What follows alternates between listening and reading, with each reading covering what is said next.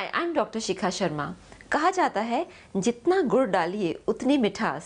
इसी तरीके से अगर गुड़ आप अपनी डाइट में शामिल करेंगे तो उतना ही आपको सेहत में सुधार होगा।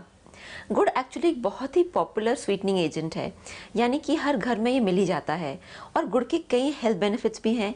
मिसाल के तौर पे आम तौर पे फैक्ट्रीज़ में जहाँ पे खासकर पोल्यूशन बहुत होता है, पुराने ज़माने में हर फैक्ट्री वर्कर को गुड़ दिया जाता था, क्योंकि ये माना जाता था कि अगर रोज़ गुड़ खाया जाए तो जो भी पोल्यूशन लंग्स में इकट्ठा हो जाता है तो वो गुड़ उसको बाहर कर लेता है, यानी उसको आप डिटॉक्सिफाई कर पाते हैं।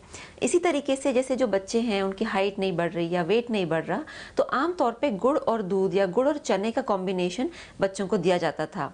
गुड़ का एक और फायदा है कि अगर सपोज हीमोग्लोबिन की मात्रा कम है तो गुड़ में आयरन होता है और कई तरह के और भी एलिमेंट्स होते हैं, जैसे कैल्शियम है, मैग्नीशियम है, कॉपर है, फास्फोरस है।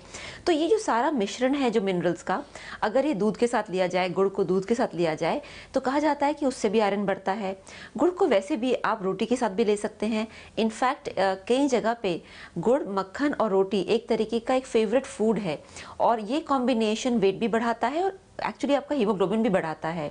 गुड़ के और भी कई तरीके हैं खाने के, जैसे कि कई लोग उसको दाल में थोड़ा डालते हैं या थोड़ा सा उसको रोटी या सब्जी में भी डालते हैं, उसका फ्लेवर चेंज करने के लिए। खासकर जैसे बच्चों को कई बार सब्जियां नहीं पसंद हैं तो थोड़ा सा उसमें गुड़ का जो पाउडर है वो डाला जाता है।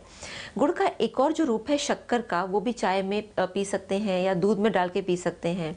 ये माना जाता है कि गुड़ थोड़ा गर्म होता है, इसलिए इसका लाभ सर्दियों में ज़्यादा है और गर्मियों में थोड़ा कम इस्तेमाल करना चाहिए।